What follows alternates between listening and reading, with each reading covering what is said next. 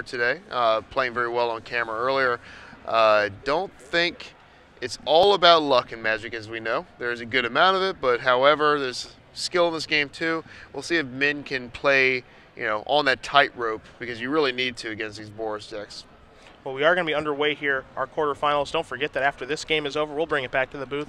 We'll be doing our question for the Star City Games 3-month premium giveaway. I'll be explaining it, Shaheen will be asking it, as Berni is going to play 2 1-drops in Boros Elite and Dried Militant, get the ball rolling here. So, one of the powers of the Boros deck is that Brave the Elements is going to blank a removal spell, and Boros Charm can blank the old Supreme Verdict.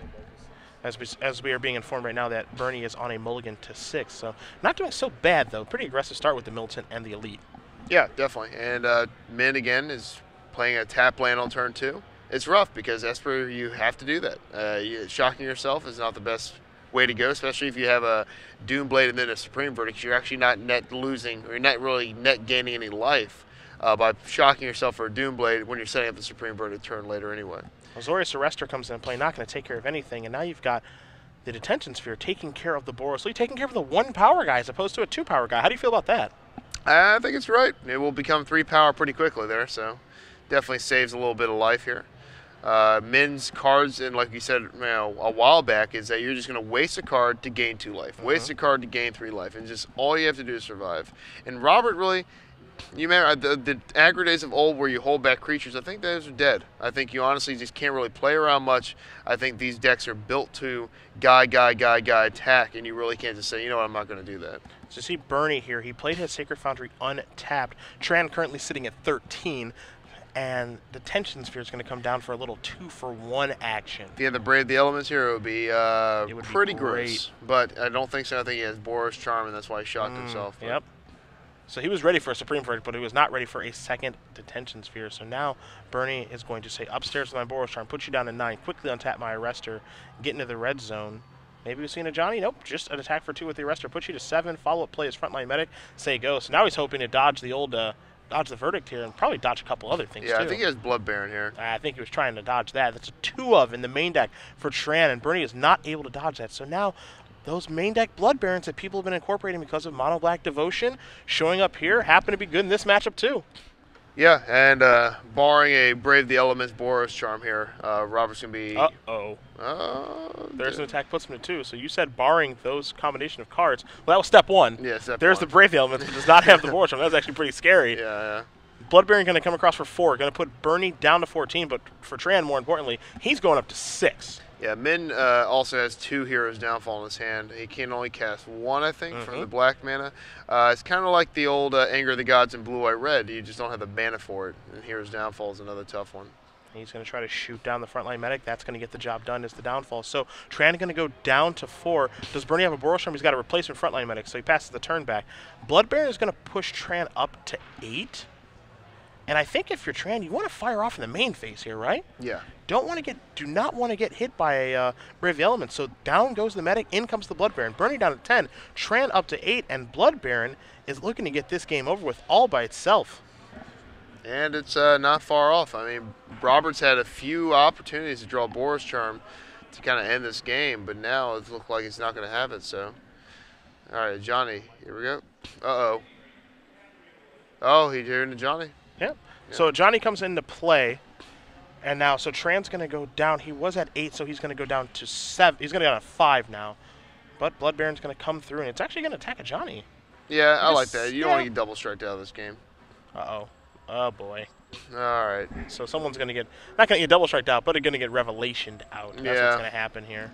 Yeah, this is not looking too hot here for Berni. And Tran confidently passing the turn back after a Revelation there for 5. So Berni sitting at 10 life. He does have the Johnny out there. But now Blood Baron has done a nice job of bridging the gap so that Tran can actually draw and resolve a Revelation. And now we're getting in the late stages of the game, which is obviously where the Esper player wants to be. Yep. We've survived the initial onslaught. We've gained a ton of life. I mean, I wonder what life Minh is actually at. Minus the life link. It's probably deep in the negatives. So we'll see if Minh can actually wrap this up cleanly. You see, he's going to start by playing a Temple of Silence, going to scry. reorganize those lands a little bit here and then decide what he wants to do with them. I think we'll also see an attack here from the Blood Baron eventually going towards either that Ajani or upstairs, try to get this game over with. Yeah. Here is a Jace Architect of Thought, so that's going to come into play. It's going to go up, get the Ajani out of here, says Min. He's going to gain 4 more life, push himself up to 14. Healthy life total. Yep. And he actually has a verdict in his hand. There's no reason to cast it because this Blood Baron is just running amok here. Yeah. He also has another Revelation in his hand. He has a Zorius Charm in his hand. He's just got everything. Yeah, I think Charm is the big one, too, because the Charm is an actual Time Walk right now. Yeah. So he's going to put the Zorius Arrester back on top of the deck. That's just a glorified 2-1. Can't target the Blood Baron, of course. And Bernie says attack your Jace. There's a Precinct Captain and pass the turn back. And if you're attacking Jace in the situation, you are in a losing situation. Yeah, there's just nothing he can really do. He slams Elspeth at the top. He's trying to entice a concession by Robert, but Robert will battle to the end, to the very end. Yeah, you see Tran's going to organize his mana. There is Elspeth. Here come 3 soldier tokens to go along with the Blood Baron and that Jace. Likely going to see that Jace tick on up, and you know he's in the sleeper hold right now. Yeah, definitely. He's trying to make him tap out. Yep. Right now it's not working. Robert's like, I'm still in this game. What's your favorite submission move? Probably. Let's see. I gotta go back in time here. Maybe the Boston Crab. Or maybe Figure 4. Ooh, the Figure 4. Figure 4 is good. Fan favorite. The Crippler Crossface. I remember back in WCW. Yeah, that's a good one too. Yeah. Yeah, that is a good one too. So the leg drop was the lamest. Well, that's not a submission hold. That's just a finisher. You're talking about the finisher. Yeah, just a submission hold. Okay. I don't think you can submit anyone with the leg drop. We're going to bring it back. I'll let you think about it for a little bit. We're going to think about it here. Quick update on the Chilbert versus Brady match. That's going to game number 3. That's Blue-White Control versus Green-Red Devotion. So don't know if we're going to cut over there. We might have to move someone over, what have you. But what we do know is that Minh Tran is up a game with Esper over Robert Berni playing a Boros. But it's trivia time, my friend. All right. So I'm going to explain the rules really quickly, and I'll let you ask the question. Cool. All right. Don't make it too tough. I'll make it as easy as I can. All right. I appreciate it. No problem. Very quickly, this guy's going to ask you a question. You're going to tweet your answer with the hashtag of SCG Premium on the Twitter sphere, and we will draw one winner from the people who do get it correct. So it is about accuracy, not speed, because we will announce the winner at the conclusion of our quarterfinals this evening. So, Shaheen, fire away. Okay. So there's a good amount of Esper we've seen around. Yeah. Lately, local tournaments, in this top 8 as well. We see a bunch of blue-white control decks. So the question for the audience there is, we'll make it an easy one for the first one. Okay. What is the win condition of control nowadays? Okay. There's one that's in all the decks. Yep. It's in blue-white, it's in Esper, it's in blue-white-red. It's hands down the best. Nobody can not play it. You have to incorporate it somehow, or your chances of winning are pretty much zilch in the control deck. So, what is that win condition? All right. It's got a bunch for you guys. If you can name that win condition of the Sphinx's Revelation decks, tweet your answer. Hashtag SCG Premium. And again, we will announce the winner at the conclusion of our quarterfinals. And we do appreciate you guys watching as we're going to cut back to our match. We're taking a look at the sideboards here, my friend.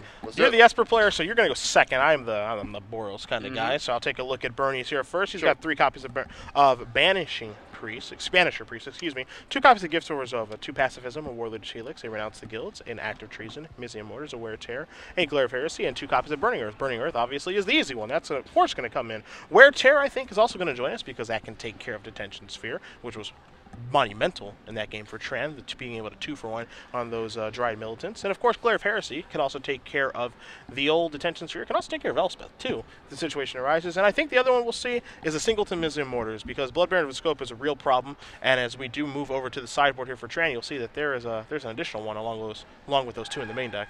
Okay, yeah, I agree with that. And I see on the other side we're going to have Blood Baron of Vizcopa come in number 3. Obviously very good. Here's one that I'm wondering. Okay, yeah. Obviously Soldier of the Pantheon is going to come in. It's pretty good against blocking, and it does things for you, gains a little bit of life. But Sin Collector is a card typically used for control decks.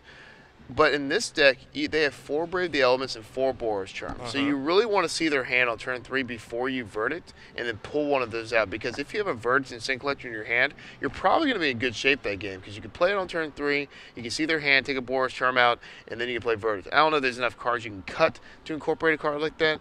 But looking at his deck, you got a few things that are not the best in the world.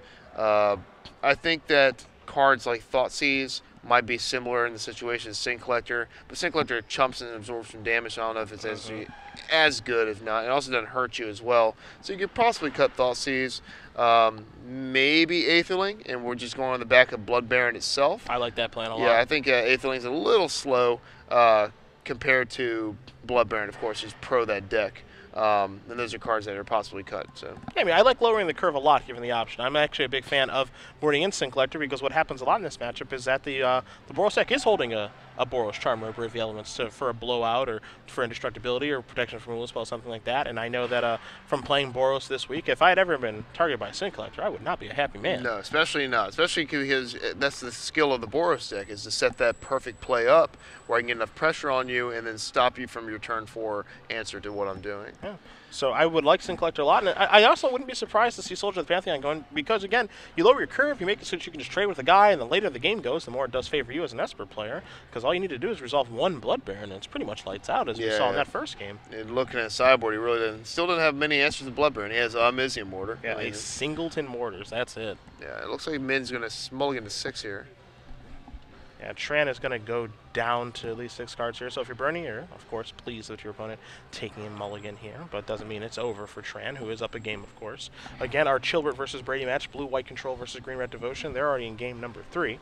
And we will let you guys know when we do find out how Toby, playing Boros, versus Lacombe, playing Red-White Devotion, is doing. That's our 3 versus 6. As well as our 2 versus 7, McGuffey playing Blue-White Control against Fane, playing Mono-Blue Devotion. So some interesting decks here in the top 8. One deck that you don't find, and I think it's on the decline right now, my friend, Mono Black Devotion. Yeah. It's one of those decks that it's just the wave, you know? You play Mono Black, and then you run into a couple red decks, and you don't want to play Mono Black anymore. Yeah. It's just tough. You run into a Boros deck, you don't want to play Mono Black anymore. You see control decks kind of adapting to you playing Blood Baron in the main deck, along with other things like the Tension Spheres as a 4 of. It's tough, and it's one of those things where, do you like to play against all this hate? Do you feel like you still have a chance to win? If not, people are bound and staring to ditch those decks and just play something completely different. So now we're going to start here on turn number 1. The Dry Militant's going to come into play. Attack for 2. You saw that Tran just did Scry here, and he did bring in Sin Collector. There's one in his hand. We'll see what Bernie's follow-up play is going to be, and it's going to be a couple more 1-drops, and this is a great start, especially if Tran doesn't have a removal spell, but he's very quickly going to tap some mana, and now there is a Doomblade to take care of the Boros lead, so he does have something. But Bernie's still in good shape here. He's got two power 1-drops. Yep, and Sin Collector can block Dried Militant here, so it's going to be a pretty good turn for mid next turn. Yep. Depending on what Robert does here, and a Johnny would be backbreaking. We'll see if he actually has it. Yeah, he's got some, you know, if you're Bernie, you really got to pressure Tran here. You got to get that ball rolling, because even though he is on a mulligan, you want to just pressure the heck out of him. And you see Tran is smart enough to cast his spells on his main phase. You know, Doomblade right away. Don't want to get blown up by Brave the Elements or a Boros Charm. So Bernie says, all right, I'm going to start by attacking for 4. I'm going to play a Temple of Triumph. Scry. Consult my hand, put that card to the bottom, and see if he does have a follow-up play. And he does in Precinct Captain, so a great start here for the Boros player. Yep, and it looks like he has a Hallowed Fountain here. He has Detention Sphere, Blood Baron, Azorius Charm, Sin Collector. So Min's got all the tools. It looks a little land light. And I can see Min easily coming back in this game as long as he draws a couple lands to play Blood Baron. So he's going to pay 2 life, and we're going to probably see a Sin Collector here. I mean, he might play Detention Sphere. I need his Detention Sphere. And Min's like, yeah, you gain a life. You got it. Gain that life. All right, so Robert tapping 3. What do we got? We'll find out. Oh, there's a Mutavault. Mutavault's a big one. I think it's an Ajani, and it is an Ajani. So the Sphere took care of the Precinct Captain. Bernie did gain a life, of course, but now, you know, where are you going to put this counter? That's the big question, because we know about Sin Collector, and he wants to put it on the Soldier as opposed to Dry Militant. So in for 5, put Tran down to 7. And I think what's going to be big in this game, Shaheen, as there is the Sin Collector. Bernie says, I have a Sacred Fountain. I don't have much, but what's going to be big this game is that he had to take 2 from that Hollow Fountain. That's a big deal. That's a big deal. And he misses 4th land drop, so we're probably going to see the end of the game here. Yeah, actually what we're going to see, I believe, is he's going to activate Mutavault. He can jump the Soldier. Yeah, and that's lethal. 6 right in the air. That's lethal. That's 6, 7, 8. It's 6 in the air from the Soldier, and then he says, yeah, you can block either my Mutavault or Dry Militant. Doesn't matter to me, because I've got you dead right now. 6 in the air, and 2 for one of these. That makes it 8. That puts Tran at -1. That means we're moving to a 3rd and final game here between Boros and Esper, Bernie and Tran. Yep, absolutely. With a quick update here, Jarrett Lacombe does win game number 1, Red-White Devotion, up a game over Matt Toby playing Boros. So we see that our 3 versus 6 seed, Lacombe on the draw, did win that game. Yeah. So I think you felt the Red-White Devotion was going to win there between Yeah. that and Boros. Mm-hmm. Yeah. So you guys do see the sideboards on the screen yet again. Game 3, you see Tran going to consult his sideboard one more time to make sure everything's kosher. Do you change anything since you're on the play here as the Esper player? I think St. Collector gets a little bit better there. But even though he whiffed there, I don't think that should get him too down because, again, it trades with all those ground guys at the very beginning. So I'm still cool with that. I don't think so. I think you just leave it, run it as is. I think, obviously, Minh not on a mulligan, being able to, on time, cast a Blood Baron on turn 5 will result in victory on his side. But this is not a great matchup for Esper, and that's probably why Robert's here right now. I mean, we saw him beat a control deck earlier. Yep. He's just able to put that kind of pressure on and say, oh, you don't have Supreme Verdict? All right, well, you're done. And that's just how it went that game. He just went guy, turn 2, guy, and no verdict, no problem. Now, if you're Berni, you've got some dodging to do. Blood Baron with Scope is obviously terrifying. Yeah. So if that thing ever shows up, it's going to be a tough game to win, like we saw in game number 1. Lucky for him, a lot of people have been playing the 2 Blood Baron main, 2 in the sideboard. Tran has 2 in his main, 1 in his sideboard. So only 3 to worry about. I use only 3 lightly. Yeah, only 3. Yeah, that's still, it. Still pretty good. And Robert has a couple trumps himself. He has Burning Earth, obviously very, very good against Esper. That's kind of like his Blood Baron there. It's real tough to deal with because even with the Detention, you're still taking a good amount of damage, wasting your whole turn to deal with it. And if Minh has used the Detention the turn before on creatures, which we see often happen, then Burning Earth comes down, unopposed. So we'll see. Yeah, I mean, obviously Burning Earth is fantastic against Esper if you can get it into play. Much better on the play as opposed to the draw, though. Yes. That's a big deal in this matchup. I think the play draw in this matchup is absolutely huge. That's why if you're Berni, you being the 4 seed against Esper as the 5 seed, winning game 1 was actually a pretty big deal because, you might end up losing game number 2, but you'd love to be on the play for game 3 after sideboard. Yep. But now he's in the draw here, and so, he's hoping that maybe Tran stumbles and fumbles around a little bit, but I don't know. We'll see. I mean, that play draw rule now that's being enforced is a big deal. Yeah, I think it's changed the game a good amount, especially in these 3-game series. Something like the Invitational when we first kind of implemented it in our tournament structure. Not a huge deal when you're playing best of 5, but now it really can set the tone for a 3-game series pretty easily. All right, so we'll see what Minh's got here. See if he's keeping. Looks like he's keeping. I see lands and spells. So. I see a Revelation. I see a Jace. There's a Pithing Needle. I see Island. Needle is a huge card to sideboard in this matchup. Yeah, you need it against it. You need it against Johnny. It's just not tough just to that. I beat. mean, Mutavault is so very good against Esper. You see Bernie's going to take a mulligan down here, at least to 6. Now, one card I actually want to bring up to you, one card that I haven't seen a lot of sideboards recently, Sin Collector. Which actually feels like a pretty good card in this matchup. But overall, we haven't seen a lot of Sin Collectors recently. Yeah. A very, very powerful card that people just aren't playing.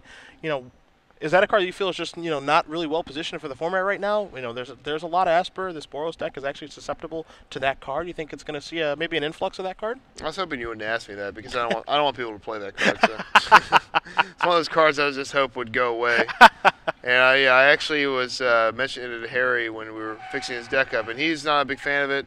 I think it's just a phenomenal card against control decks. It's backbreaking because you board out all your verdicts and wraths, and you'd be surprised a couple 2/1 Sin Collectors beating your face in, and also putting pressure on Jace if you have Jace out, taking precious spells out of your hand. I think Sin Collector's a phenomenal card.